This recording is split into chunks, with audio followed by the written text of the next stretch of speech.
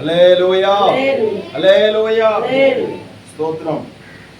கர்த்தர் தரித்திரமடைய செய்கிறவரும் ஐஸ்வர்யம் பண்ணுகிறவருமா இருக்கிறார். அவர் தாழ்த்துகிறவரும் உயர்த்துகிறவருமா இருக்கிறார். அவர் சிறியவனை புழுதிலிருந்து தூக்கி எடுத்து எளியவனை குப்பையிலிருந்து உயர்த்துகிறார். அல்லேலூயா. நம்முடைய தேவன் உயர்த்துகிற தேவன், அவர் தாழ்த்துகிறவரும் கூட. அவரால் தான் நமக்கு உயர்வு உண்டு. நம்முடைய ஆண்டவர் ஸ்தோத்திரம் ஒரு மனிதனை ஒரு அற்பமான இடத்தில் இருந்து, ஒதுக்கப்பட்ட இடத்தில் இருந்து தூக்கி எடுத்து அவனை உயர்த்தி அவனை பிரபுக்களோடும் ராஜாக்களோடும் மகிமுள்ள சிங்காசனத்திலே ஆண்டவர் வீற்றிருக்க பண்ணுவதற்கும் அவர் வல்லவராக இருக்கிறார். இந்த வார்த்தைகளை அன்னாள் என்கிற ஒரு அருமையான தாயார், அவர்கள் தனக்கு அநேக நாட்களாக பிள்ளை இல்லாததினாலே மிகவும் வியாகுலப்பட்டு வேதனைப்பட்டு மிகவும் சிறுமைப்பட்டு ஒரு புழுதியில இருந்தது போல இருந்த அவர்களுடைய வாழ்க்கையில கர்த்தர் ஒரு குமாரனை கொடுத்து ஸ்தோத்திரம் மகிழ்வித்த போது இந்த அன்னாள் பாடின ஒரு பாட்டு. அல்லேலூயா. சங்கீதம் 113 சங்கீதத்திலே தாவீது இந்த சங்கீதத்தை இந்த பாடலை பாடுகிற போது அவர் ஒரு வார்த்தையை சொல்கிறார். 113 சங்கீதம் 7வது வசனம். அவர் சிறியவனை புழுதியிலிருந்து தூக்கி விடுகிறார், எளியவனை குப்பையிலிருந்து உயர்த்துகிறார். அவனை பிரபுக்களோடும் தமது ஜனத்தின் அதிபதிகளோடும் உட்கார பண்ணுகிறார். அல்லேலூயா. ஸ்தோத்திரம். அப்படியானால் தேவன் தம்முடைய ஜனத்தை உயர்த்துகிறவர். அவர் ஒரு மனிதனை தூக்கி உயர்த்தி வைப்பதற்கு அவர் உண்மை உள்ளவராக இருக்கிறார். அப்படி என்று சொன்னால் நம்மை தேவன் உயர்த்துவாரா? அநேக நேரத்தில் நாம் ஒரு உயர்வை தேடி, உயர்வை எதிர்பார்த்து, உயர்வை வாஞ்சித்து நாம் பிரயாசப்படுகிறோம். எப்படியாயிலும் எனக்கு ஒரு உயர்வு வந்துடாதா, ஒரு முன்னேற்றம் வந்து விடாதா, என் குடும்பத்தில் ஒரு உயர்வு வந்துடாதா, என் பிள்ளைகள் ஆண்டவர் உயர்த்திட மாட்டாரா, என் சந்ததியை கர்த்தர் உயர்த்திட மாட்டாரா, என் வாழ்க்கையின் தரத்தை உயர்த்திட மாட்டாரா என்று சொல்லி பல நேரங்களிலே நாம் அதைத்தான் வாஞ்சித்து நாம் ஜெபிக்கிறோம். அல்லேலூயா. வாஞ்சித்து ஆண்டவருக்கு சமத்தில் நிற்கிறோம். அன்பான தேவனுடைய பிள்ளைகளே, நமக்கு உயர்வு அவர் தான் தர வேண்டும். வேதம் சொல்லி இருக்கிறது, பூமியில் உள்ள சகல ஜாதிகளை பார்க்கல கர்த்தர் ஒன்று மேன்மையாக வைப்பார். அதுதான் வாக்குத்தத்தமான வார்த்தை. அப்படியானால் ஸ்தோத்திரம், அவர் ஒரு மனிதன் உயர்ந்த மனிதனா இருக்கிறவனை தாழ்த்துவதற்கும் அவரால் தான் முடியும், தாழ்மையில் இருக்கிறவனை உயர்த்துவதற்கு அவரால் முடியும். அல்லேலூயா. ஒரு ஆளுக்கு அல்லேலூயா. ஸ்தோத்திரம். கர்த்தருடைய நாமம் எப்பொழுதாக. ஏனென்று சொன்னால் அவர் உயர்த்துகிற அந்த உயர்வு தான் நிலை நிற்கும். மற்றபடி இந்த உலகத்திலே தேவனை தேடாதவர்களும் அநேக காரியத்தில் உயர்ந்திருக்கிறார்கள். கவனிங்க, நிறைய நேரத்தில் நம்ம சிந்திக்கிற காரியம் சொன்னா, பொய் பேசுகிறான் நல்லா இருக்கிறான், களவு செய்கிறான் நல்லா இருக்கிறான், திருடுகிறான் நல்லா இருக்கிறான், பகல் கொள்ள ராக்கொள்ள அடிக்கிறான் அவன் நல்லா இருக்கிறான். ஸ்தோத்திரம். பல தீமையான காரியங்களை செய்கிறார்கள் நல்லா இருக்கிறாங்க, கோடிக்கணக்கில் சம்பாதிக்கிறாங்க. அல்லேலூயா. கொலை செய்கிறார்கள் நல்லா இருக்கிறாங்க, நல்ல தண்ணி போடுறாங்க நல்லா இருக்கிறாங்க, தண்ணி கடை வச்சிருக்கிறாங்கன்னு நல்லா இருக்கிறான். இப்படியெல்லாம் பல காரியங்களை நாம் சிந்திக்கிறோம். ஆனால் நீங்க அதனுடைய முடிவை நீங்க பார்ப்பீங்கன்னு சொன்னா, அப்படி கோடிக்கணக்கான பணங்களை சம்பாதித்து, அந்தஸ்தை சம்பாதித்து, பதவியை சம்பாதித்து வைத்திருக்கிறோடைய பேக்ரவுண்டை நீங்க பார்ப்பீங்கன்னா அவங்க முடிவுகளை பார்த்தீங்கன்னா வெறும் அருவருப்பா இருக்கு. அல்லேலூயா. அல்லேலூயா. ஸ்தோத்திரம். அநேக கோடிக்கணக்கான சம்பாத்தியத்தை சம்பாதிக்கிறவருடைய வாழ்க்கையில, குடும்பத்துல, அநேக குடும்பங்கள்ல விவாகரத்து வருகிறது. ஸ்தோத்திரம். அந்த குடும்பங்களுக்குள்ள சமாதானம் இல்லை. இப்படிப்பட்ட பல காரியங்களை நம்ம பார்க்கிறோம். வெளியில பார்க்கச்சுமே காரு, ஸ்தோத்திரம், எல்லா காரியங்களும் என்ன இருக்குது, பகட்டாக இருக்கிறது. ஆனா உள்ளால வெந்துகிட்டே இருப்பான். நான் ஏற்கனவே ஒரு காரியத்தை உங்களுக்கு சொல்லி இருக்கிறேன். ஒரு மீன் கடைக்கு போனேன். மீன் கடைக்குன்னு சொன்னா என்ன மீன்? வளர்ப்பு மீன் கடைக்கு. நம்ம கறி வைக்கிற மீன் கடைக்கு தான் அதிகமாக போவோம். வளர்ப்பு மீன் கடைக்கு அதிகமாக இருக்க மாட்டோம், போக மாட்டோம். ஸ்தோத்திரம். அப்போ ஒரு மீன் கடைக்கு போன போது அங்கே நமக்கு தெரிந்த ஒரு சகோதரி இருந்தாங்க. அவங்கள்ட்ட கேட்டேன், இது ஒவ்வொன்றுடைய விலையில கேட்கும் போது ஒரு பெரிய ஒரு மீன் தொட்டி இருந்தது. அதுல ஒரே ஒரு கோல்டு பீஸ் ஒன்று கிடந்துச்சு. ஃபுல்லா கோல்டு கலர்ல கிடக்குது, நல்லா அழகா இருக்கு, கொஞ்சம் பெரிய மீன். அப்போ இந்த மீனுடைய விலை எவ்வளோன்னு கேட்டேன். அவங்க சொன்னாங்க, ஸ்தோத்திரம் தம்பி, இதனுடைய விலை வந்து 1 லட்சம் ரூபா வரைக்கும் வரும். அந்த கண்ணாடி பெட்டி இருக்குல்ல, எல்லாம் சேர்த்து 1.5 லட்சம் ரூபா 2 லட்சம் ரூபா கிட்ட வந்துடும் அப்படின்னு. நான் கேட்டேன், இவ்வளோ பெரிய தொகைக்கு வாங்கி போட்டிருக்கீங்களா, இதெல்லாம் யார் வாங்குவா அப்படின்னு. அவங்க சொன்னாங்க, நீ வாங்க மாட்டியாட்டு இருக்கோம், வாங்கிறதுக்கு ஆள்கள் இருக்கு. அல்லேலூயா. பெரிய பெரிய பணக்காரங்கள்லாம் இதை வாங்கி கொண்டு நடு காலில் கொண்டு வச்சிருவாங்க. வச்சுட்டு அவங்க என்ன பண்ணுவாங்கன்னா, அவனுக்கு பணம் பெருத்ததுனால அவனுக்கு என்ன இருக்காது, தூக்கம் வர. அப்போ அவன் என்ன பண்ணுவான்னா, பக்கத்துல பாட்டில் எல்லாம் பக்கத்துல கொண்டு வச்சுட்டு அதையும் குடிச்சிட்டு இந்த மீனுக்கு லைட்டை போட்டு விட்டுருவான். அது அழகா நீந்திட்டு இருக்க பார்த்து பார்த்து அதை பார்த்து நினைச்சுவான், உறங்கும். மற்றபடி அவனுக்கு தூக்கமே வராது. அதுக்குன்னே வாங்கிட்டு போவான். பாத்தீங்களா? அப்போ ஸ்தோத்திரம், மனிதன் தூக்கம் வராம கஷ்டப்படுறான், ஆனா கர்த்தர் நமக்கு நல்ல தூக்கம் தருகிறார். அல்லேலூயா. ஒரு அழைச்ச அல்லேலூயா. உற்சாகமா இருக்கீங்களா? அது 6ஆம் டைம்ல வந்துன்னா அது கொஞ்சம் கேள்விதான். ஸ்தோத்திரம். கர்த்தர் உங்களை ஆசீர்வதிப்பார். யோபின் புஸ்தகம் 5ஆம் அதிகாரம் 10ஆவது வசனம்.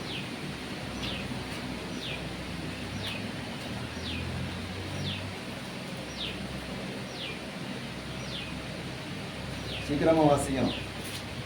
யோபு 5:10.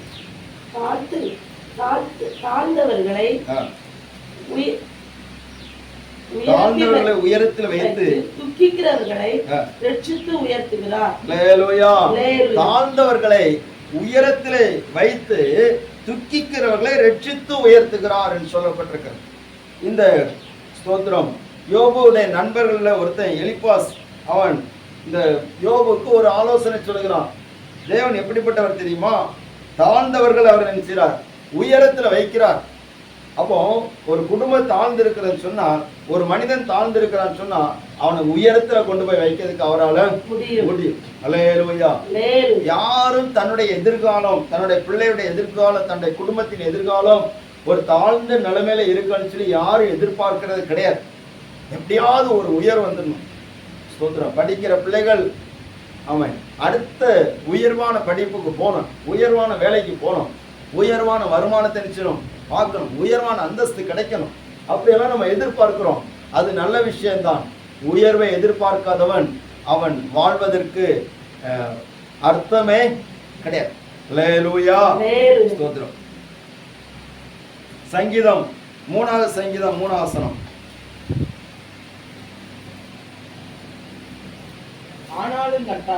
ஆனாலும் கர்த்தாவே, நீர் என் கேடகமும் என் மகிமையும் என் தலையை உயர்த்துகிறவருமாய் இருக்கிறீர். அல்லேலூயா. ஸ்தோத்திரம். இந்த தாவீதுடைய வாழ்க்கையில ஒரு தலைகுனிவு வருகிறது. என்ன சொன்னா, அவனுடைய குமாரனாகிய அப்சலோம் இந்த தாவீது ராஜாவுக்கு இருந்த உயர்வை அவன் தட்டி பறித்து கொண்டு தன்னை ராஜாவாக்கி அவன் தாவீது ராஜாவை வெளியே அனுப்பி விடுகிற நிலைமை அங்க வருகிறது. அப்பொழுது இந்த தாவீது ராஜா அவன் வெளியில போகிற போது அவன் தேவனை பார்த்து பாடுகிற சங்கீதமும் விண்ணப்பமாக இருக்கிறத நம்ம பார்க்க முடிகிறது. அல்லேலூயா. என் சத்துருக்கள் எவ்வளவாய் பெருகி இருக்கிறார்கள் ஆண்டவரே. இந்த சத்துருக்கள் என்ன பண்ணுகிறாங்கன்னா, என்னுடைய தலையை அவர்கள் தாழ்த்துகிறார்கள், எனக்கு இருக்கக்கூடிய மதிப்பை தாழ்த்தி விடுகிறார்கள். ஸ்தோத்திரம். தலை நிமிர முடிய மாட்டேங்குது. பாருங்க, இந்த இடத்துல பார்க்கும்போது மற்றவங்கள்லாம் இவனுக்கு எதிராக வந்து சதி செய்கிற போது இவனால் அதை எல்லாவற்றையும் எதிர்த்து போராடுவான். ஆனா அதே நேரத்துல சொந்த குமாரன், இவனுடைய கற்ப பிறப்பா இருக்கிறவனே இந்த அப்சலோம் என்கிறவன் தாவீதுக்கு எதிராக சதி செய்கிற போது அவனால் அதை தாங்கிக் கொள்ளவே முடியவில்லை. அல்லேலூயா. அல்லேலூயா.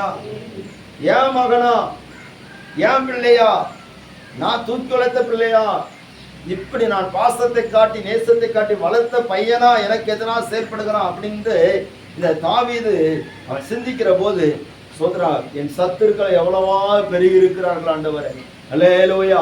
ஒரு தலைகுனிவு வருகிறது. பிள்ளையினால் வருகிற தலைகுனிவு, குடும்பத்தினரால் வருகிற தலைகுனிவு, அது யாரால மாற்ற முடியாது. எப்படி செயல்பட முடியும்? பிள்ளைக்கு எதிராக இவன் யுத்தம் பண்ண முடியுமா? ஹல்லேலூயா. கவனிக்கிறீங்களா? சில குடும்பங்கள் அப்படி இருக்குது. ஒரு முன்னாடி கன்வென்ஷன் நடத்தும் போது நமக்கு தெரிஞ்ச ஒரு அண்ணன்ட போய் ஜென்ரேட்டருக்கு போனேன். ஏன்னு சொன்னா அந்த டைம்ல கரண்ட் கட்டு அதிகமா இருந்துச்சு. நம்ம ஓலை செட்டில் வச்சு கன்வென்ஷன் நடத்தும் போது, அப்போ நமக்கு அறிமுகமான ரொம்ப நெருங்கின பாஸ்டர் மாதிரிலாம் கூட்டு நடத்தினோம். அப்போ ஒருத்தர் சொன்னாரு, என்னென்ன நீ எப்படியாவது ஜெனரேட்டர் எடுத்து வச்சிரு. கவனிக்கிறீங்களா? சோதரம். அப்ப ஜெனரேட்டருக்குலாம் பயங்கர கிராக்கி. இங்க தோரங்காட்டில் கேட்டது என்ன, 750 ரூபாய் கேட்குறாங்க. அப்போ நாவூரில் என்னச்சுன்னா ரேட்டு கம்மின்னு சொல்லிட்டு நாவூரில் போய் ஜெனரேட்டர் எடுத்து பைக்கில் கட்டி நாவூர்லேருந்து கொண்டு வந்து 3 நாள் வச்சு மீட்டிங் நடத்திட்டு மறுபடியும் கொண்டு போய் கொடுத்தேன். ஸ்தோத்திரம். அப்படியெல்லாம் சிரமப்பட்டு தான் நம்ம ஊழியத்தை செய்துட்டு இருக்கிறோம். அப்போ அந்த ஜெனரேட்டர் வச்சிருக்கக்கூடிய அந்த சவுண்ட்ஸுக்காரர்கிட்ட போய் பேசும்போது அவர் சொன்ன காரியம் என்னென்ன, ஸ்தோத்திரம், என்னுடைய மகன் எனக்கு விரோதமாக கேஸ் கொடுத்திருக்கிறான், வழக்கு தொடர்ந்திருக்கிறான். ஏன்னா அவருக்கு 3 பிள்ளைகள், 2 பெண் பிள்ளைகள், ஒரு பையன். இவன் தான் கடைசி. சொத்துக்கள் எல்லாம் பெண் பிள்ளைகளுக்கு கொடுக்கிறார் என்று சொல்லி கேஸ் கொடுத்திருக்கிறான்.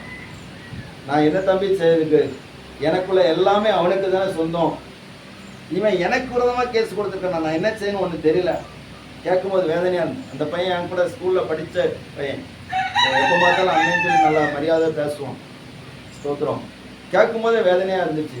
அப்போ பிள்ளைகள் தகப்பனுக்கு எதிராக எழும்புகிறார்கள், தகப்பனுக்கு எதிராக கேஸ் கொடுக்குறாங்க. இப்படி நிறைய குடும்பங்கள் நடக்குது. ஸ்தோத்திரம். இப்படிப்பட்ட தலைகுனி வருகிற போது எப்படி இவனால் தலை தூக்கி இருக்க முடியும்? அல்லேலூயா. ஸ்தோத்திரம். தாவீதினால் தலை தூக்க முடியவில்லை, தலை நிமிர முடியல.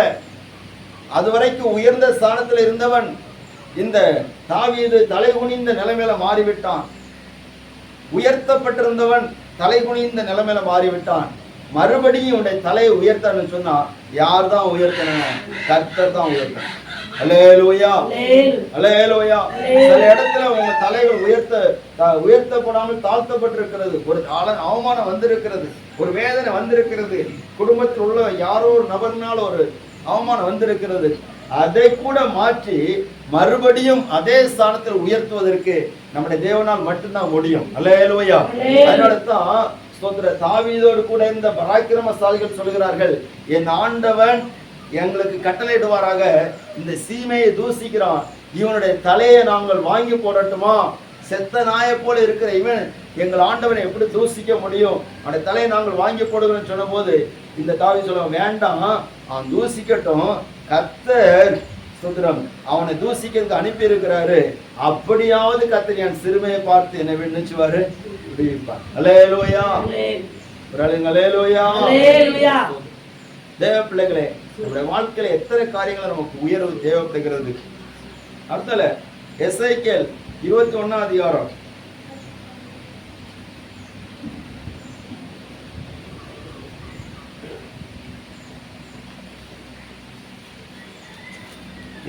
அதிகாரம் 26வது வசனம்.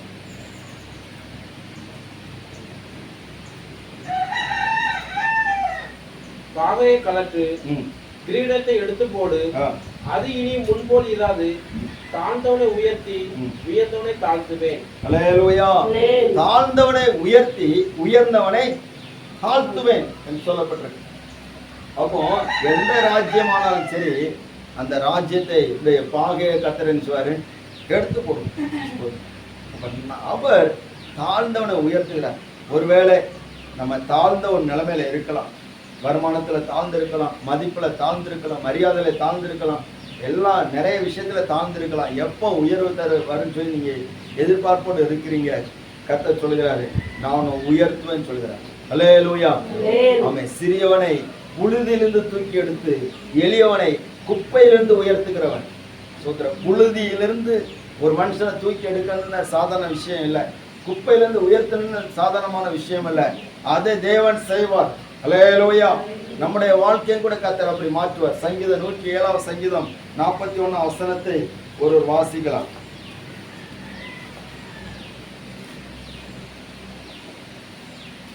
எளியவனையோ சிறுமையின்றி எடுத்து உயர்ந்த அடைக்கலத்திலே வைத்து அவன் வம்சங்களை மந்தையை போல் அவன் வம்சங்களை மந்தைய போல் ஆக்குகிறார். நல்ல ஒரு வார்த்தை பாத்தீங்களா? அல்லேலூயா. எளியவனையோ சிறுமை நின்று எடுத்து உயர்ந்த அடைக்கலத்துல வைத்து அவன் வம்சங்களை மந்தைய போல் ஆக்குகிறார் என்று சொல்லப்பட்டிருக்கு.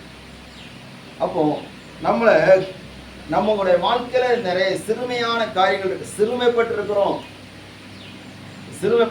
நாளுக்கு நாள் சிறுமை வந்துட்டே இருக்கு. பலரால் நம்ம சிறுமைப்படுகிற போது அது நமக்கு வேதனையா இருக்குது. இன்னும் எத்தனை காலத்தை நம்ம சிறுமைப்பட்டுட்டே இருக்கிறதுக்கு. அல்லேலூயா. அப்படியானால் கர்த்தர் நம்மை உயர்த்துவார். கர்த்தர் நம்மை தூக்கி எடுப்பார்.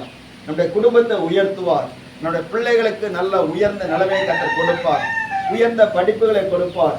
உயர்ந்த அந்தஸ்தை கொடுப்பார். உயர்ந்த வேலை வாய்ப்புகளை கொடுப்பார். உயர்ந்த இடத்துல வைப்பார். அல்லேலூயா. பூமியின் உயர்ந்த இடத்துல உன்னை என்ன ஏறி இருக்க பண்ணுவேன்னு சொல்லி இருக்கிறார். அப்படி என்று சொன்னால் அவர் நம்மை உயர்த்த வேண்டுமானால் நாம் என்ன செய்ய வேண்டும்? அவர் சும்மா சாதாக யாரையும் உயர்த்திட மாட்டார். அப்ப அவர் நம்மளை உயர்த்தன்னு சொன்னா நமக்கு என்ன வேணும்?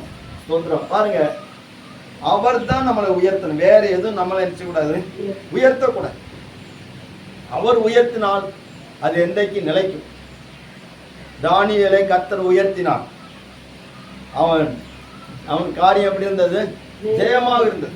யோசேப்பை கர்த்தர் உயர்த்தினார். ஸ்தோத்திரம். அவன் இஸ்ரவேலனா இருந்த போதிலும் கூட எகிப்து தேசத்துல 2ஆம் அதிபதியாக உயர்த்தப்பட்டு அவனுடைய உத்தரவு இல்லாமல் ஒருவனும் கையையும் காலையும் நிச்சய முடியாது, அசைக்க முடியாத நிலைமையில கர்த்தர் மாற்றி விட்டார். ஏன் ஆண்டவர் நம்மள மாற்றக்கூடாதா? அல்லேலூயா. நம்ம பிள்ளைகளை மாற்றக்கூடாதா? மாற்றுவார். அப்போ அவர் தருகிற உயர்வு நம்மை தேசங்களை அசைய பண்ணும். அவர் தருகிற உயர்வு எல்லாருக்கும் மேன்மையானதாக நமக்கு இருக்கும். அப்படிப்பட்ட உயர்வை கர்த்தர் நமக்கு தர வேண்டுமானால் நம்மிடத்துல காணப்பட வேண்டிய சில காரியங்களை நாம் பார்த்து நம்ம ஜெபிக்க போகிறோம். மத்தேயு சுவிசேஷம் 23ஆவது அதிகாரம் 12வது வசனம்.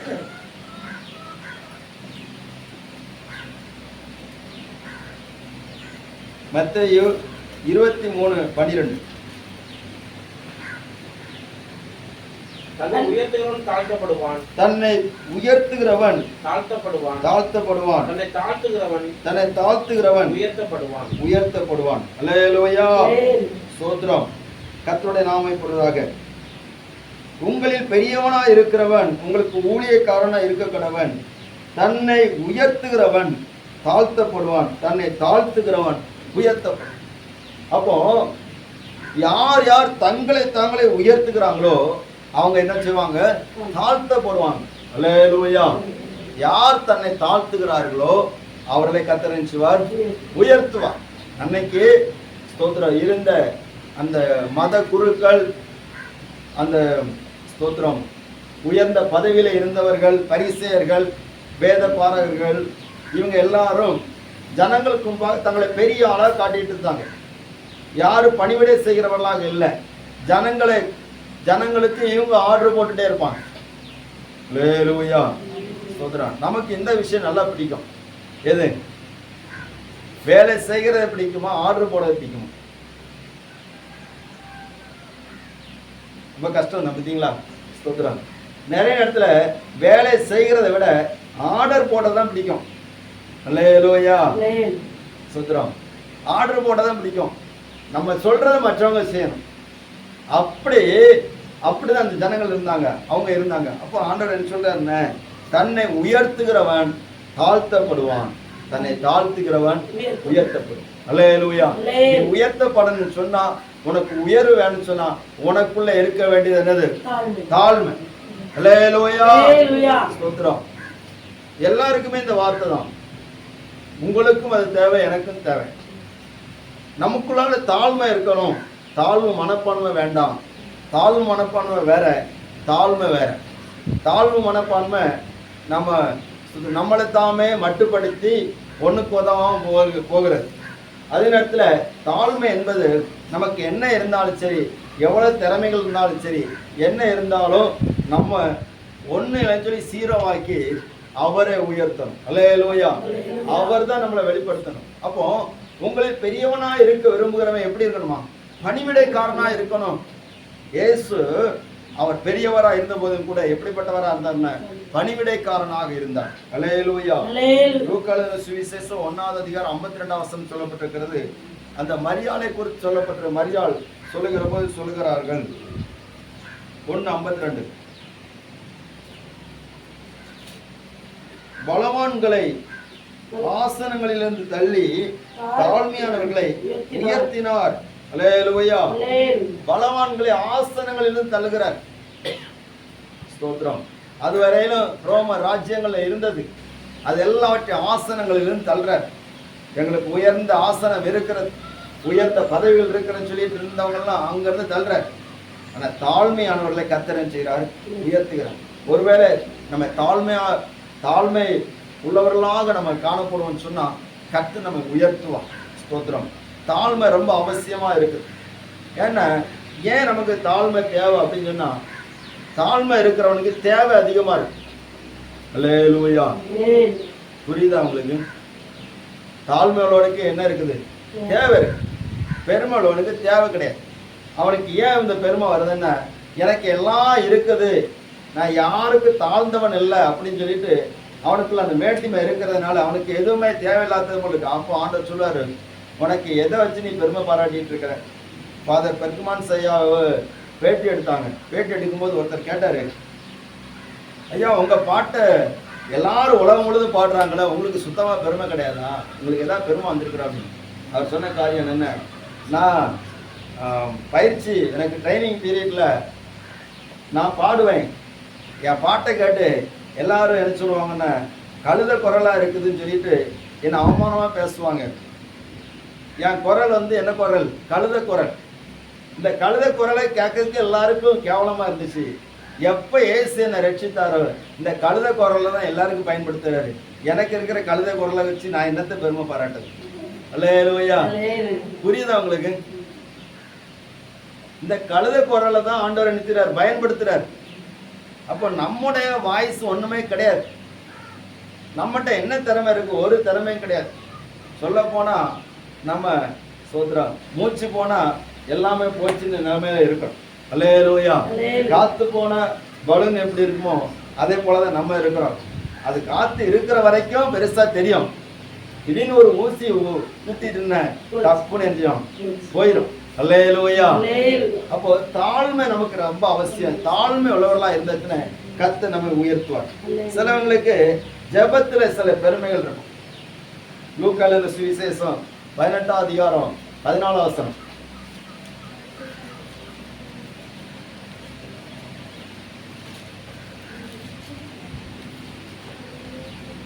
அவன் அல்ல, இவனே நீதிமானாக்கப்பட்டவனாய் தன் வீட்டுக்கு திரும்பி போனான் என்று உங்களுக்கு சொல்லுகிறேன்.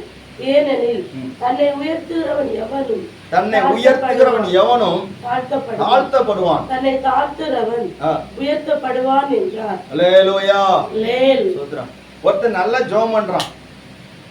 யாரு? பரிசேயன் நல்ல ஜெபம் பண்றான். யாருக்கு ஜெபம் நல்லா இருந்துச்சு?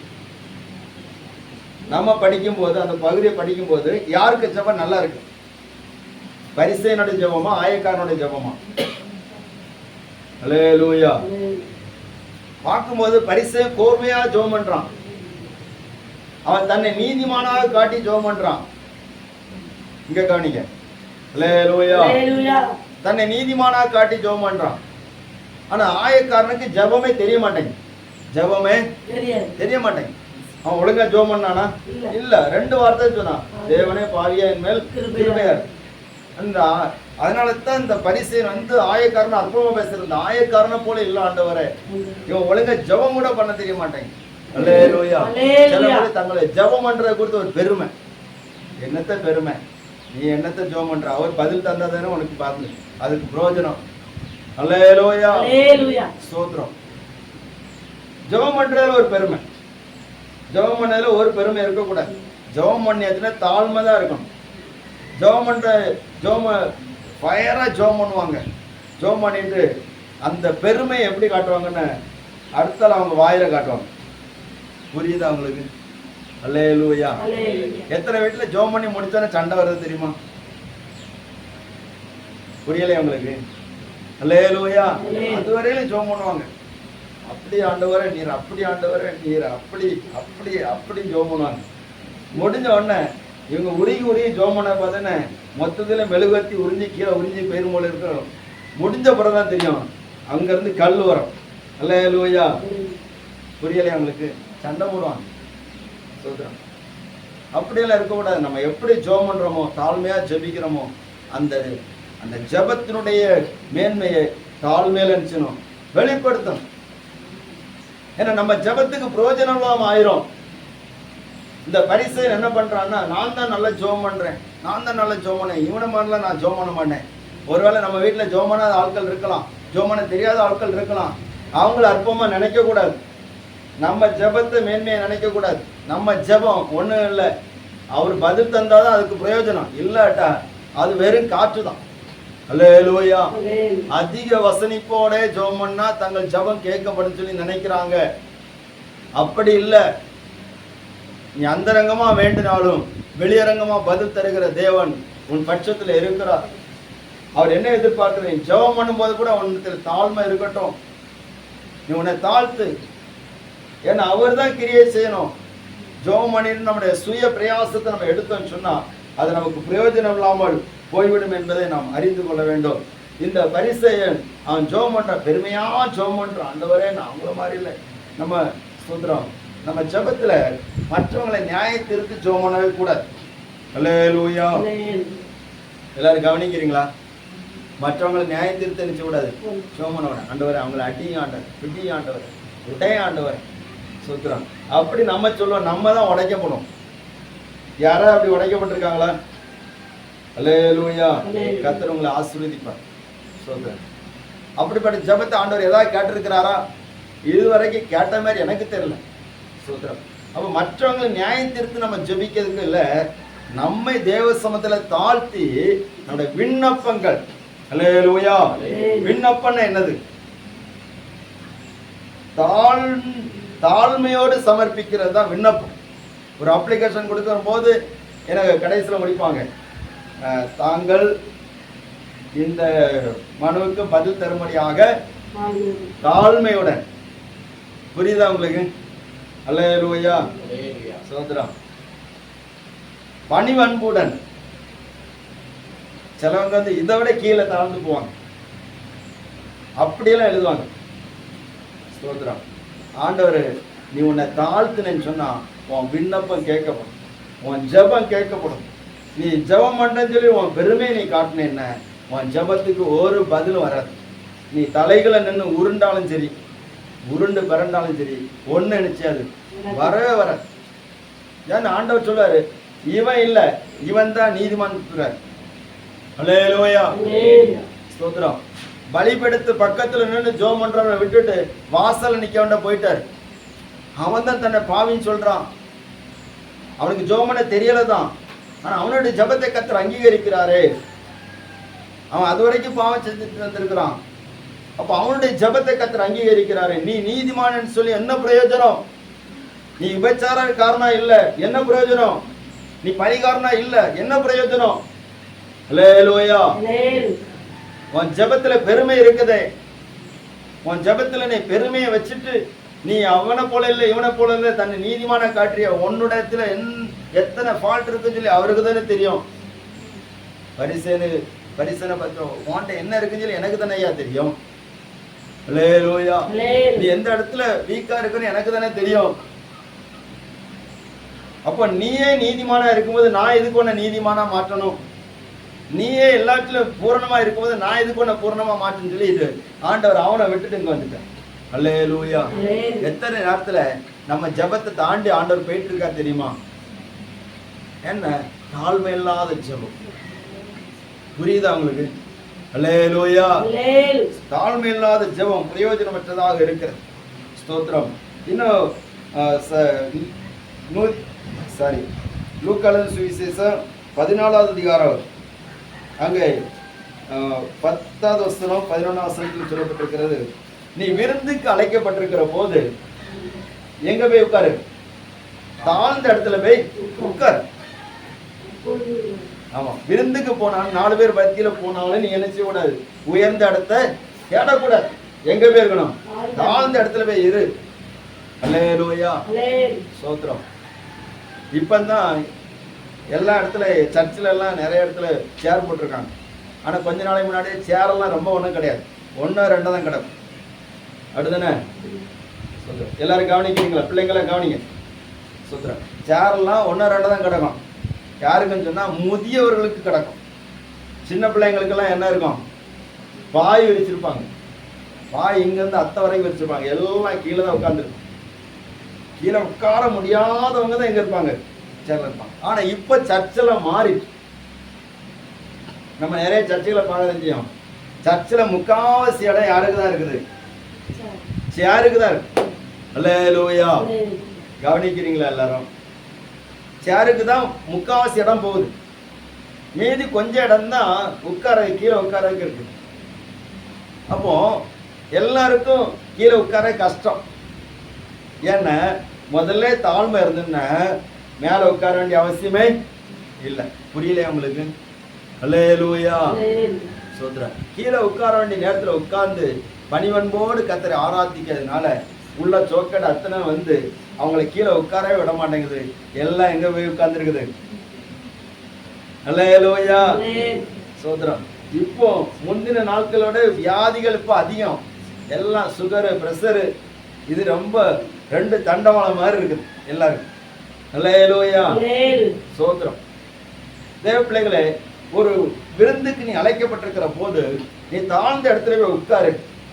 உன்னையும் உன்னை அழைத்த உன்னை விருந்துக்கு அழைத்தவன் உன்னையும் இன்னொருத்தனையும் அழைச்சிருப்பான். ஒருவேளை அவன் உன்னோட உயர்ந்த ஆளா இருப்பான். அவனை கொண்டு போய் மேலே கொண்டு வைப்பான், உன்னை கீழே போய் சொல்லுவான். அப்போ உனக்கு அவமானமா இருக்கும். நீ தாழ்ந்த இடத்துல இருந்தேன்னா உன்னை மேலே கூப்பிடுவாங்க. அல்லேலூயா, ஆமா. இந்த வார்த்தை எனக்கு ரொம்ப பிடிச்சிருக்கு. அதனால எங்க போனாலும் சரி, எங்கேயாவது ஒரு வாரத்தில் ஒதுங்கி இருக்கதான் பார்ப்பேன். ஆனா கூப்பிடுவாங்க, மேலே கூப்பிடுவாங்க, மேலே வாங்க அப்படின்னு. அப்பந்தான் ரொம்ப கஷ்டப்பட்டு தான் மேலே போறது. நம்ம தலைமை பாஸ்டெல்லாம் மேலே கூப்பிடுவாங்க, ஸ்டேஜில் கூப்பிடுவாங்க. கூடுமானாருக்கு ஒதுங்கியே இருக்கும். கூப்பிட்டு வலுக்கட்டையாமாட்டு ஒன்று உட்கார வச்சாதான் உட்கார. ஏன்னா நம்ம தாழ்மையா இருந்ததான் கர்த்தருடைய கிருபை நமக்கு நிச்சயம் கிடைக்கும். அல்லேலூயா, மேலே போய் இருந்ததுன்னு எல்லாரும் பார்ப்பாங்க. சோத்திரம். நம்மளா போகும்போது கஷ்டமா இருக்கும். திடீர்னு வேற ஏதாவது பெரிய ஊழியக்காரங்க வந்தாச்சுன்னா நம்ம கீழே உட்கார வேண்டிய நிலைமை வரும். அதுக்கு முன்னாடி நம்மளே கீழே இருந்துட்டோன்னு எந்த ஓத்திரமும். அல்லேலூயா, சோத்திரம். நம்ம கூடால ஊழியத்தில் உள்ள ஒரு சகோதரர் பைபிள் காலேஜில் படிச்சுட்டு இருக்கும்போது நான் என்ன ஒரு வயசான பாஸ்டரை கொண்டு அறிமுகப்படுத்தினேன். யாக்கோபுரத்தில் இருக்கக்கூடிய பாஸ்டர். சோத்திரம். அப்போ அந்த பாஸ்டர் பைபிளை நாங்கள் 1999 பைபிள் காலேஜை படித்தோம். அந்த சமயத்திலே அவர் பைபிளை 120 தடவை முடிச்சிருந்தார். இப்போ 300க்கு மேலே போயிட்டு அவருக்கு தரங்கம்பாடியில் கூப்பிட்டு மெடல்லாம் கொடுத்தாங்க, சாவலெல்லாம் போட்டு கனப்படுத்தினாங்க, பேப்பர்லாம் வந்துருக்கு. அப்போ அவர் வந்து ஒரு மீட்டிங் கூட்டு போனார். அப்பா ஜோசப் உடைய மீட்டிங் நடந்துச்சு. கவனிங்க, புதியம்புத்தூர். அப்போ எல்லாரும் ஜீப்பில் போயாச்சு.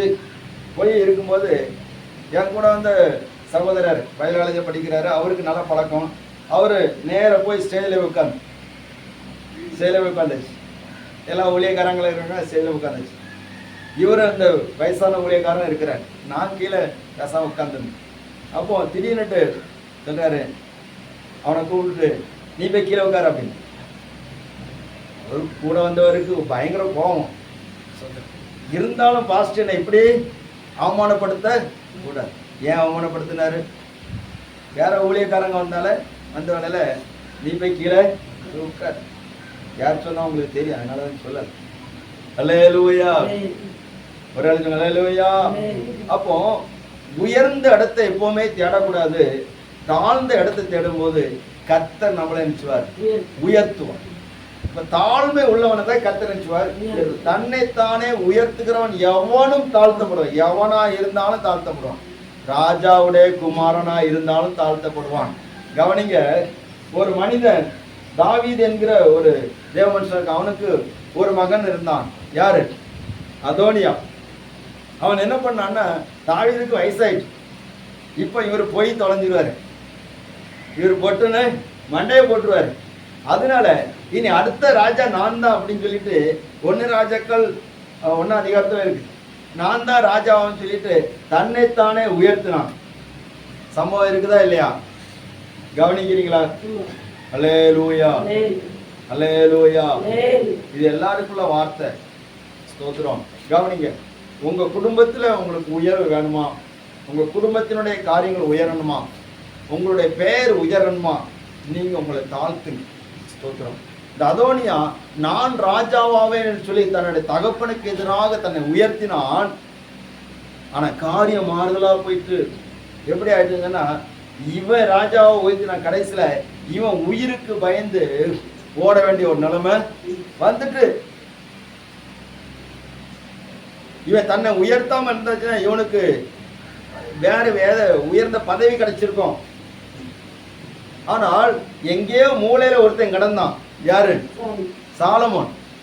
எங்கேயோ மூலையில ஒருத்தன் கிடந்தான், அவனை புழுதியில கிடந்த மாதிரி கிடந்தான். அவனை தூக்கி கொண்டு ஆண்டவர் சிங்காசனத்துல வச்சுட்டாரு. அல்லேலூயா.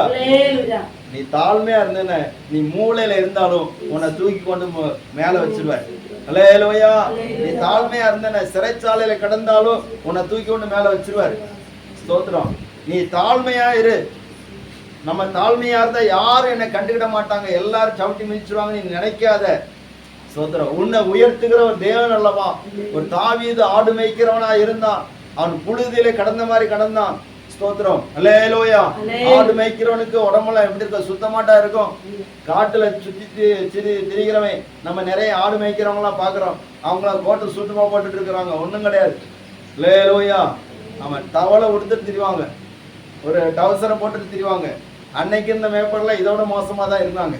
சுத்தர் ஒரு தோல் உடைய உடுத்துட்டு சட்டை போட மாட்டாங்க, ஒரு தோல் பைய போட்டுட்டு அப்படியே சுத்தரம் பரதேசி மாதிரி திரிவாங்க. அப்படிதான் தாவீது இருந்தான். ஆனா அவனை கர்த்தர் தூக்கி எடுக்கலையா? அல்லேலூயா. ஒரு அழுதுங்க அல்லேலூயா.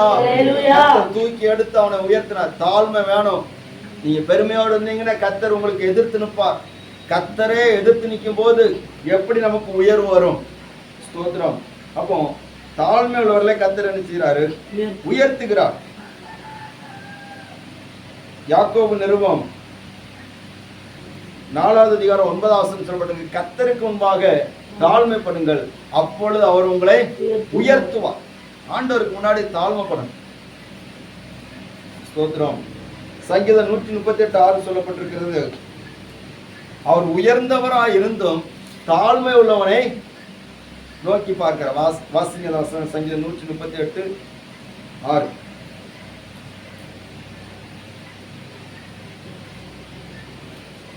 கர்த்தர் உயர்ந்தவராய் இருந்தும் தாழ்மை உள்ளவனை நோக்கி பார்க்கிறார். மேட்டிமையானவனையோ தூரத்திலிருந்து அறிகிறார். அல்லேலூயா. மேட்டிமையானவனை எங்க இருந்து அறிகிறாரு? தூரத்துல இருந்து அறிகிறார்னா தூரத்துல போயிருக்கார். ஆனா தாழ்மையானவனா இருந்தா அவனுக்கு வேண்டி அவர் தம்மை தாழ்த்தி இறங்கி வந்து அவரை கவனிக்கிறார். அல்லேலூயா. எது வேணும்? ஸ்தோத்திரம். மேட்டிமையானவன் தூரத்துல இருந்து அறிகிறார். நீ தூரத்திலே இருந்துக்க, பக்கத்துல வராது. பக்கத்துல வராது, கலோடு கிடையாது. ஆனா தாழ்மையானவனா இருந்தாச்சுன்னா அவர் உயர்ந்தவரா இருந்தாலும் அவனை நோக்கி பார்க்க முடியாது, தன்னை தாழ்த்து. அல்லேலூயா. எது நல்லா இருக்கு? தாழ்மையா இருந்ததுன்னா அவர் பக்கத்துல வருவாரு. மேட்டிமையா இருந்தா தூரத்துல போயிடுவார். அப்ப நம்ம தாழ்மையா இருக்கணும். எல்லாருக்குள்ள சிறு பிள்ளைகள் பெரியவர்கள் யாரா இருந்தாலும் சரி தாழ்மையுள்ளவர்களா கர்த்தர் உங்கள் பக்கத்துல இருப்பாங்க. அப்போ தாழ்மை இல்லாதவர்களுக்குள்ளால் என்ன ஆவி கிரியை செய்கிறது அதையும் வேதம் சொல்லி இருக்கிறது. வாசிங்க 2 தெசலோனிக்கேயர் 2வது அதிகாரம் 4வது வசனம்.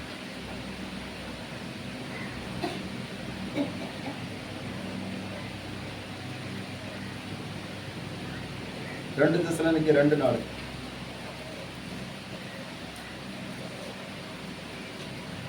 எடுக்கலையா? 2 தெசலோனிக்கேயர் 2வது அதிகாரம் 4வது வசனம். அவன் எதிர்த்து நிற்கிறவனாயும் தேவன் எண்ணப்படுகிறது எதுவோ ஆராதிக்கப்படுவது எதுவோ அவை எல்லாவற்றுக்கும் மேலாக தன்னை உயர்த்துகிறவனாயும் தேவனுடைய ஆலயத்தில் தேவன் போல உட்கார்ந்து தன்னைத்தானே தேவன் என்று காண்பிக்கிறவனாயும் இருப்பான். அல்லேலூயா. நீங்க அந்த வசனங்களை பாப்பீங்கன்னா யாரை குறித்து சொல்லப்பட்டிருக்கு? 3ஆம் வசனம் சொல்லப்பட்டிருக்கிறது, எவ்விதத்தில் ஒருவனும் உங்களை மோசம் போக்காதபடிக்கு எச்சரிக்கையா இருங்க. ஏனெனில் விசுவாச துரோகம் முந்தி நேரிட்டு கேட்டின் மகனாகிய பாவ மனுஷன் வெளிப்பட்டால் ஒழிய அந்த நாள் வராது. அல்லேலூயா. கேட்டின் மகனாகிய பாவ மனுஷன் ஒருத்தன் வெளிப்பட போகிறான். அந்த பாவ மனுஷன் யாருன்னு சொன்னா அந்தி கிறிஸ்து, கிறிஸ்துவுக்கு எதிரானவன்.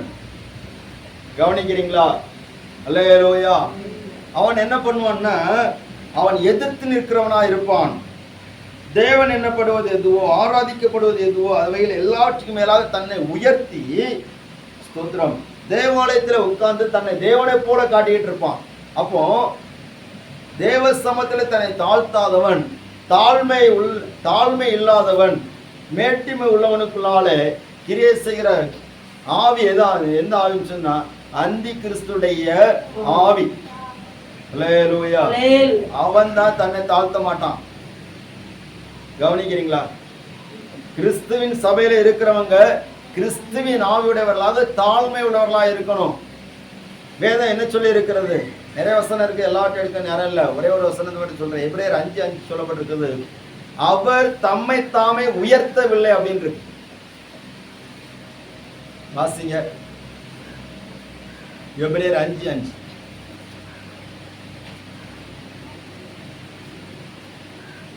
அந்தபடியே கிறிஸ்துவும் பிரதான ஆசாரியராய் இருக்கிறதுக்கு தம்மை தாமே உயர்த்தவில்லை. நீர் என்னுடைய குமாரன், இன்று நான் உம்மை ஜெனிப்பித்தேன் என்று அவரோட சொன்னவரே அவரை உயர்த்தினார். அல்லேலூயா. அப்ப இயேசுவுக்கு தாழ்த்தன்னு சொல்லி அவசியம் கிடையாது. இயேசு தம்மை தாழ்த்தன்னு அவசியம் கிடையாது. அவரே எல்லாவற்றையும் செய்கிறவர். அவர் சொன்னால் காற்று கீழ்ப்படியுது, கடல் கீழ்ப்படியுது. அவர் சொன்ன பேய் ஓடுது. அவர் சொன்ன செத்தவன்லாம் உயிரோட வந்துருக்கான். அவர் சொல்லியதிலே ஒருத்தரும் வாய் திறக்க முடிய மாட்டேங்குது. அப்படிப்பட்டவர் எதுக்கு தன்னை தாழ்த்தணும்? அல்லேலூயா. அவர் உயர்வா இருக்க வேண்டியதுதானே? என்ன சொல்லுங்க, அவர் தன்னைத்தானே உயர்த்தவில்லையா, அவர் தாழ்மை உள்ளவராக இருந்தார். அவரை குறித்து சொல்வது, உன் ராஜா உன்னிடத்தில் வருகிறார், அவர் நீதி உள்ளவர், ரட்சிக்கிறவர், தாழ்மை உள்ளவருமா இருக்கிறார். இயேசுவே தன்னை தாழ்த்தினார்னா நம்ம தாழ்த்தீங்க என்ன பிரச்சனை? அல்லேலூயா. ஒரு அழைப்புங்க. அல்லேலூயா. உருப்படாம இருக்க காரணம் என்ன தெரியுமா? நமக்குள்ள அடிக்கடி ஒரு பெருமை வருது தெரியுமா? அதான் பிரச்சனை. அதனால தான் அந்த பெருமை வரதுனால தான் நம்ம தேவையில்லாத்தால பேசுறோம், தேவையில்லாத்தால செய்கிறோம். நான் ஏன் இஷ்டம், சுய இஷ்டம், டைமெல்லாம் போயிட்டு இருக்கு. கர்த்தர் உங்களை ஆசீர்வதிப்பார். இயேசு மரண பரியந்தம் தம்மை நினைச்சார். சரி, அப்போ ரெண்டாவது, முதல்ல நமக்கு உயர்வு வரணும்னா நமக்கு தாழ்மை அவசியம். ரெண்டாவது, நமக்கு உயர்வு வரணும்னா நமக்கு என்ன தேவை? நம்ம எப்படி இருந்தா கர்த்தர் நம்மை உயர்த்துவார்? ஸ்தோத்திரம். 1 பேதுரு 5ஆம் அதிகாரம் 6ஆம் வசனம்.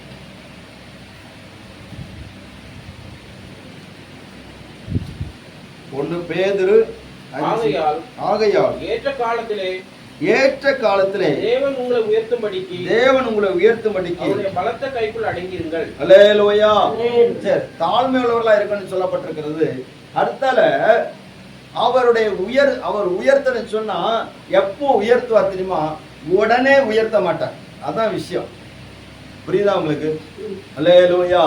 எப்போ உயர்த்துவார்னா ஏற்ற காலம் கொண்டு இருக்கிற. நிறைய பேருக்கு என்னன்னா அந்த ஏற்ற காலம் வர முன்னாடி உயர்த்தப்பட்டோம். அதெல்லாம் நடக்கிற விஷயமே கிடையாது. அல்லேலூயா. ஆமா, விதைச்ச உடனே அடுத்த நாளே அறுவடை செய்யணும்னா என்னத்தை அறுவடை பண்ண முடியும்? ஒன்றும் பண்ண முடியாது. சரி, ஒரு வாரத்தில் அறுவடை பண்ணலாம். புல்லுகள் கொஞ்சம் முளைச்சிருக்கு, அதை நினைச்சலாம், பண்ணலாம். வேற ஒண்ணுமே செய்ய முடியாது. பலன் வேணும்னா ஏற்ற காலம் ஒண்ணு இருக்குது. அந்த ஏற்ற காலத்துல நீ அறுவடையை பெற்றுக்கொள்ளணும்னா அந்த ஸ்தோத்திரம் அவருடைய பலத்த கைக்குள்ள நீங்க அடங்கி இருக்கணும். அப்போ அடங்கி இருக்கிறவங்க தான் உயர்த்தப்படுவார்கள். ஏற்ற காலத்திலே உயர்த்தும்படிக்கு அவருடைய பலத்த கைக்குள்ள செய்யுங்க, அடங்கி இருக்கு. அவருடைய கைக்குள்ள அடங்கி இருக்கணும். அப்போ அடங்கி இருக்கிறது ரொம்ப கஷ்டம். அல்லேலூயா, ஸ்தோத்திரம். ஒரு சகோதரன், அவனுக்கு நல்ல காரியங்கள்லாம் இருக்குது. ஆனா என்ன பண்ணா, ஸ்தோத்திரம், நிறைய பேருக்கு வெளிப்பாடு சொல்லிட்டே இருக்கு. வயசு 21. அப்போ ஸ்தோத்திரம், ஒரு அம்மா சொல்றாங்க, நம்ம திறப்பினாச ஜபத்துக்கு போடி அந்த அம்மா சொல்றாங்க, தம்பி நீ போ, நீ ஒரு சர்ச்சில் போய் அடங்கி ஒரு பாஸ்டர் கீழே இருந்து நீ என்ன செய், அடங்கி இருந்து அவங்க சொல்லக்கூடிய வார்த்தையை கேட்டு நீ உருவாக்கப்பட அப்படின்னு. ஆனால் அவன் என்ன பண்ணுவான்னா, இல்லை நான் தனியாக தான் இருப்பேன், தனியாக இருந்து ஜெபம் பண்ணுவேன் அப்படின்னு. அல்லேலூயா, அடங்கி இருக்க மாட்டேன். கடைசியில் என்ன ஆச்சுன்னா 2 தடவை தற்கொலை பண்ணக்கூடிய சூழ்நிலை வந்துச்சு. மாத்திரையை போட்டுறான். ஏன்னா அவனுக்கு ஒரு வியாதி. அவன் என்ன பண்ணுறான்னா, அதுலேருந்து விடுதலை பெற முடியாமல் தற்கொலை பண்ணுறான். தற்கொலை பண்ணுறதுக்கு மாத்திரையெல்லாம் போட்டுற, இப்படியே 2 தடவை காப்பாற்றிட்டாங்க. அப்போ அந்த அம்மா சொன்னாங்க, சுதரா உனக்குள்ள சரியான ஒரு நிலைமை இல்லை. அல்லேலூயா, நீ அடங்கி இருந்தேன்னு சொன்னா உனக்கு நல்ல ஆலோசனை தந்து உன்னை நல்வழியில உனக்குள்ள இருக்கக்கூடிய கிருபையில அனல் மூட்டி உன்னை எழுப்புவாங்க. அது வரைக்கும் நீ அடங்கி இருக்கும். இல்லாட்டா தாறுமாறி நாவி கிரியேசு பாருங்க. அடங்கி இருக்கிறேன்னு சொன்னா என்ன அர்த்தம்? சங்கீதம் 147 சங்கீதம் 6 வசனத்துல இந்த தாவீது ஜெபம் பண்றான் பாருங்க. எப்படி ஜெபம் பண்றான்? 147 சங்கீதம் 6 வசனம்.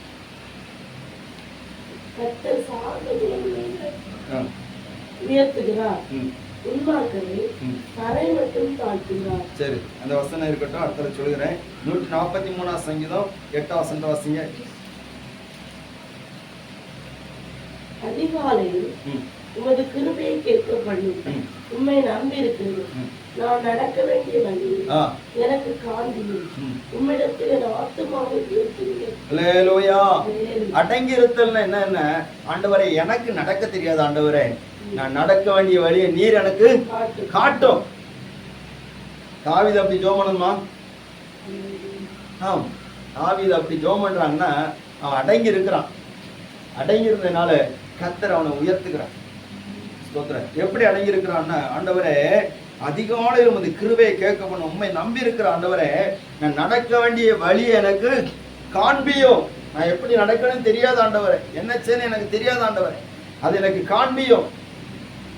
அப்படி ஆண்டவர்கிட்ட கேட்டு தன்னுடைய பாதைகளை சேவைப்படுகிறான். ஆனா இதுக்கு முன்னாடி ஒருத்தன் இருந்தான், சவுல். சவுல் என்ன பண்ணான்னா அப்படி ஜெபம் பண்ணல, அவனுக்கு அடங்கி இருக்க முடியல. சாமுவேல் தீர்க்கதரிசி வரதுக்கு முன்னாடியே ஒரு பலி செலுத்துறதுக்கு தொடங்கிட்டான். அல்லேலூயா, புரியுதா உங்களுக்கு? சாமுவேல் 1 சாமுவேல் 13 அதிகாரத்துல இருக்குது. இவரு சாமுவேல் சொல்லிட்டு போறாரு, நான் வர வரைக்கும் நீ காத்துரு, அந்த வர பலி செலுத்தலாம் அப்படின்னு. இவரு வராரு, இவரு சரியான நேரத்துல வராரு. ஆனா இவரு என்ன சொல்றாருன்னா, நீர் வர்றதுக்கு லேட் ஆச்சு, பெலிஸ்தர் என்ன நெருக்குறாங்க, ஜனங்கள் என்ன விண்ணப்பம் பண்ண முடியல, அதனால நான் துணிந்து பலி செலுத்திட்டாங்க. புத்தீனமா செய்தி. அல்லேலூயா. நிறைய பேர் எப்படி இருக்குன்னா புத்தீனமா செய்யறோம். அடங்கிரு, அவருடைய பலத்த கைக்குள்ள அடங்கிரு, தேவ சமூகத்தில் அடங்கிரு, தேவ சபையில அவருடைய வார்த்தைக்கு கீழ்ப்படிந்து அடங்கிரு. நீ அவருடைய கருத்துக்குள்ளே நீ அடங்கி இருந்தேன்னு சொன்னா அவர் அவருடைய கையில வைத்து நட்சத்திரத்தை போல மேல தூக்கி உயர்த்துவார். அல்லேலூயா. நட்சத்திரத்தை தன்னுடைய வலது கரத்தில் ஏந்தி கொண்டு சபை நடுவில் உலாவுகிறவர் சொல்லுகிறதாவதுன்னு சொல்லப்பட்டிருக்கிறது. அந்த சபையை கர்த்தர் உயர்த்துவார் கைக்குள்ள அடங்கி இருக்கிற போது. ஸ்தோத்திரம். அப்போ அவருடைய கைக்குள்ள நம்ம அடங்கி இருக்கணும். இன்னைக்கு அடங்கி இருக்கிறது ரொம்ப பிரச்சனையா இருக்கு. அல்லேலூயா.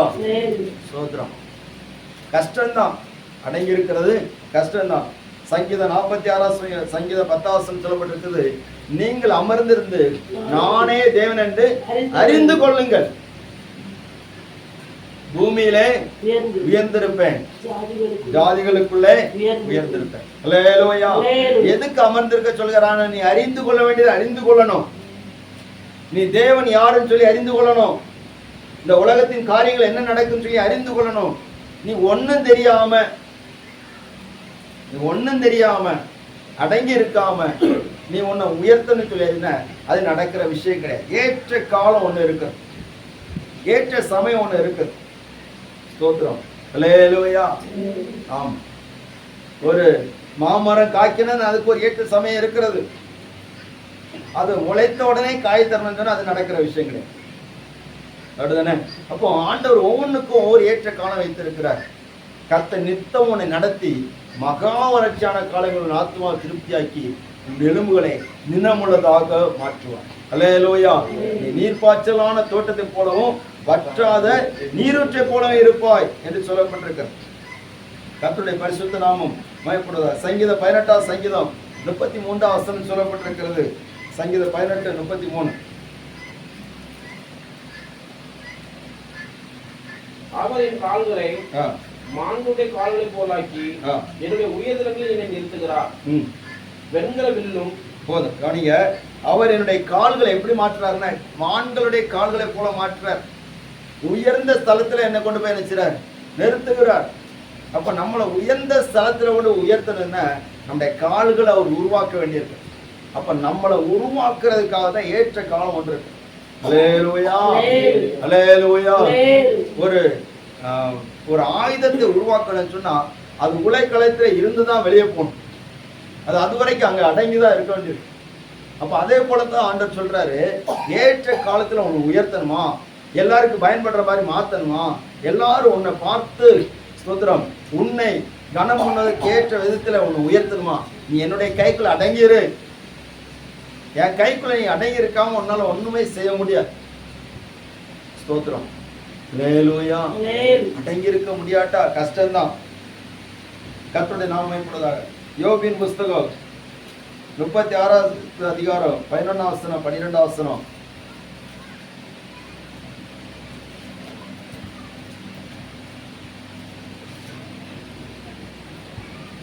அவர்கள் அடங்கி அவரை சேவித்தால் தங்கள் நாட்கள் நன்மையாகவும் தங்கள் வருஷங்களை செல்வ வாழ்வாகவும் போக்குவார்கள்.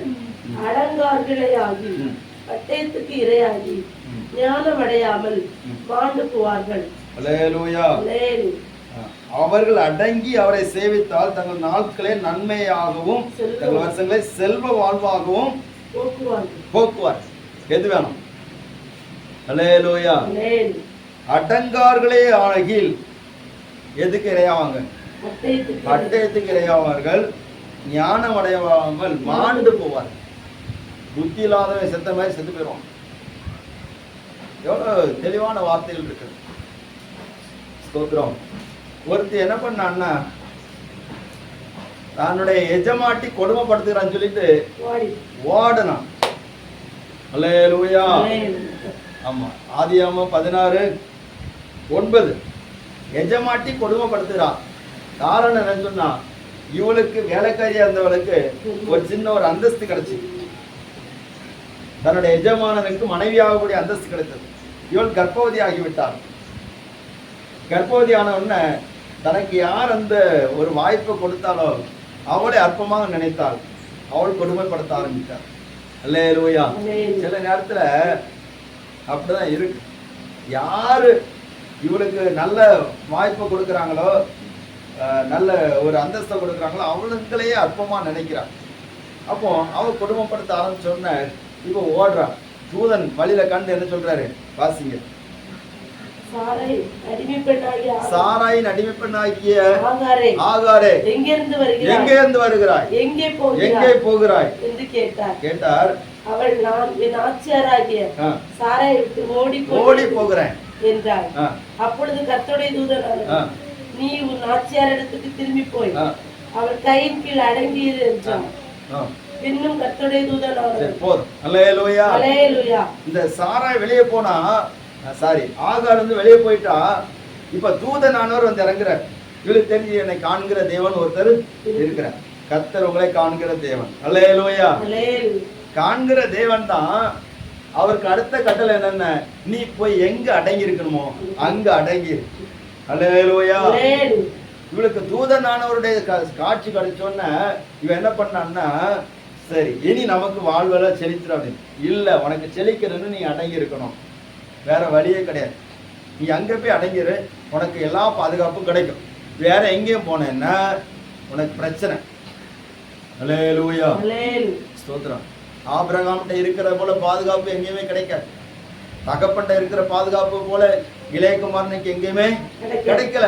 தகப்பன் வீட்டுல அடங்கி இருக்க முடியல. எனக்கு சொத்தத்தாரும் அதத்தாரும் எதிர்த்தாரு. கடைசியில அப்பா சேர்த்ததெல்லாம் மனவேதனையோடு வாங்கிட்டு போனான். கடைசியில போற இடத்துல பஞ்சு சாப்பிடக்கூடிய தவிடு கூட அவனுக்கு கிடைக்க அடங்கி இருக்க முடியல. இன்னைக்கு யாருக்குதான் அடங்கி இருக்க முடியுது? அல்லேலூயா. பிள்ளைங்களா கவனிங்க. அடங்கி இருந்தால் கர்த்தர் உங்கள் குடும்பங்களை நிறுத்துவார், உங்க சந்ததிகளை ஆசீர்வதிப்பார். அடங்கி இருக்கு. கர்த்தருடைய நாமம் இப்படிதா. பாருங்க, சவுல் என்கிறவன் சந்திக்கப்பட்டான். ஆண்டவரே நீர் யார்? நீ துன்பப்படுத்துகிற இயேசு நானே. உடனே அவன் கேட்கிறான், ஆண்டவரே நான் என்ன செய்ய சித்தமா இருக்கு? இயேசு உடனே ஆண்டவரேன்னு சொல்றாரு, நீ போ, நீ போ, இந்த பட்டணத்துக்கு போ, தரிசு பட்டணத்துக்கு போ. அங்க போகும்போது நீ என்ன செஞ்சோ அங்க உனக்கு சொல்லப்படும். அல்லேலூயா.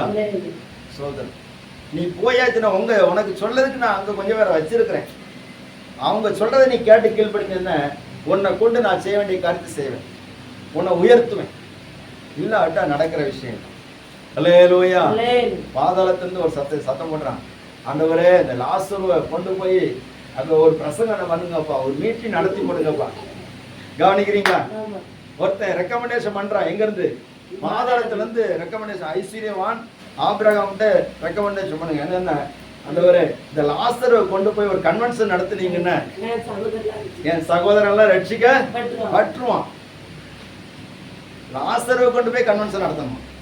அப்போ ஆண்டவர் அந்த ஆபிரகாம் சொல்றாரு, கன்வென்ஷன் நடத்துறதுக்கு தீர்க்கதரிசிகளும் மோசே அங்க இருக்கிறாங்க. அவங்க கன்வென்ஷன் நடத்தியதுல அவங்க ரட்சிக்கப்பட்டோம். இல்லாட்ட செத்து போன ஒருத்தர் போய் பிரசவம் பண்ணாலும் அவன் நினைக்க மாட்டான், மனம் திரும்ப மாட்டான். அல்லேலூயா. சோதரா, இன்னைக்கு எப்படியாவது செத்து போனவனை வச்சாவது பிரசங்கம் பண்ணன்னு சொல்லி பண்றாங்க. ஒன்னும் நடக்காது. நீ அடங்கி இருக்கலன்னு சொன்னா உனக்கு கொண்டு ஒரு பிரயோஜனம் கிடையாது. நீ அடங்காட்டா ஒண்ணுமே கிடையாது. பாருங்க, ஒரு பட்டாம்பூச்சி இருக்குது, அது கூட்டுக்குள்ள அடங்கி இருக்கிற வரைக்கும் அது நல்லா இருக்கும்.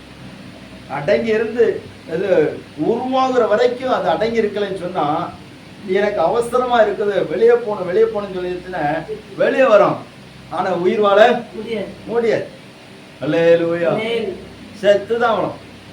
அதே நேரத்துல அது குறிப்பிட்ட ஏற்ற நேரம் வரைக்கும் சிறகுகள்லாம் முளைத்து பறக்கிற பருவத்துல வெளியே வருகிற போது அது உயர உயர உயர உயர பறந்து போகும். பார்க்கறதுக்கு அழகாக இருக்கும். தேவ பிள்ளைகளே, கர்த்தர் உங்களை உயர்த்த விரும்புகிறார். தாழ்மை உள்ளவர்களா இருந்தீங்கன்னா கர்த்தர் உங்களை உயர்த்துவார். அடங்கி இருந்தால் ஏற்ற நேரத்தில் கர்த்தர் உங்களை உயர்த்துவார். இன்னும் 2 வார்த்தைகள் இருக்குது, சொல்லதுக்கு சமயம் இல்லை. நம்ம எல்லாரும் ஜெபிக்க போகிறோம். கர்த்தர் நம்ம உயர்த்த வல்லவராக இருக்கிறார். கர்த்தருக்கு சித்தமானால் வருகிற நாட்களை தொடர்ந்துள்ள வார்த்தைகளை நாம் தியானிக்கலாம். ஸ்தோத்திரம்.